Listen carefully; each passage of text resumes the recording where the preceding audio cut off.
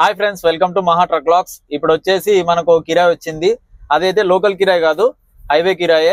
Loading point వచ్చేసి హైదరాబాద్ మేడ్చల్ కండ్లకోయ, అక్కడ ఒక లోడింగ్ పాయింట్. అన్లోడింగ్ పాయింట్ వచ్చేసి 3 ఉన్నాయి. సత్తుపల్లి ఒకటి, గుంటూరు ఒకటి, విజయవాడ ఒకటి. మనకి లోడింగ్ వచ్చేసి బ్యాటరీలు అంట. కస్టమర్ తో నాకు ఫోన్ చేశాడు.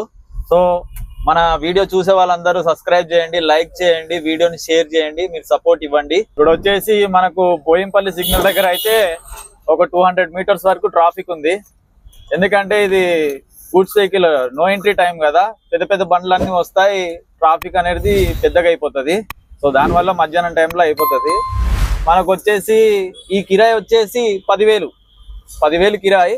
మరి దీంట్లో ఎన్ని ఖర్చులు ఉంటాయి, టోల్గేట్ ఖర్చులు ఎంత, డీజిల్ ఖర్చులు ఎంత, మా ఇద్దరికి ఖర్చు ఎంత వస్తుంది అనేది నేను వీడియోలో లాస్ట్ లో చెప్తాను.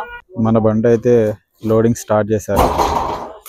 లోడింగ్ అయితే స్పీడ్ గానే అవుతుంది, కాకపోతే 3.5 టన్నులు వస్తుంది అన్నారు. రిస్క్ చూడాలి. అసలు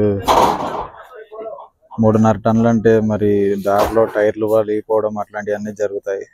బండి అయితే 3.5 టన్నుల పైన వేశారు, ఏం అర్థం అవట్లేదు. టైంకి అయితే డైలీ నీడ వచ్చేది, వర్షం వచ్చేది. ఇప్పుడు లోడ్ ఎక్కువ ఉంది, ఎండ బాగా వచ్చేస్తుంది. దానివల్ల ఏమవుతుంది అంటే డిస్క్ ప్యాడ్లు, టైర్లు హీట్ అయిపోయి పలిగిపోతాయి.